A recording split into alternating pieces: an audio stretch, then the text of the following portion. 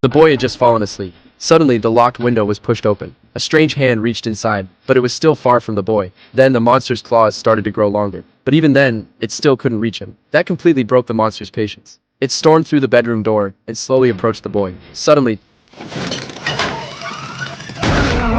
turns out, the boy was only pretending to sleep. He had a plan to catch the monster. The boy's name is Joseph.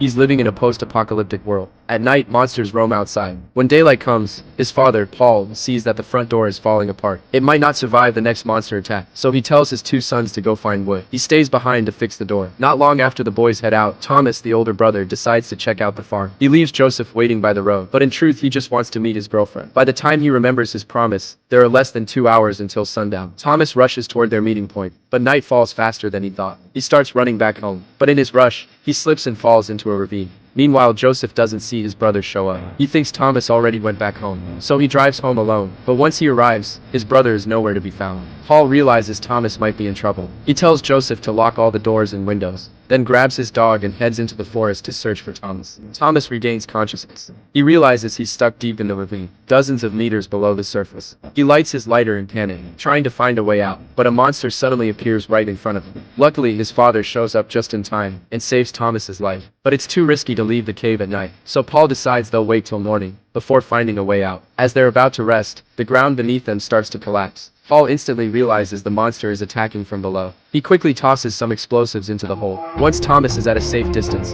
Paul lights the fuse and blows the monster away. When Thomas finally helps Paul out of the cave, he sees his father is badly injured. By the next morning, Joseph realizes his dad and brother never came back. He jumps in the car and drives off to search for them. Just as he's about to enter the forest, he finds his brother and their unconscious father. After learning what happened, Joseph rushes to the farm for help. He begs the farmer to help his dad, but the farmer flat out refuses to treat Paul. His daughter pleads with him, so the farmer agrees, but only one person can stay. Joseph refuses and storms off with his dad. Thomas tries to talk some sense into him, but Joseph lashes out at him.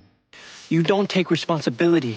You do what you want and you don't care what happens. It's not true. Of course it is. Dad would never say it, but look at him. He's gonna die.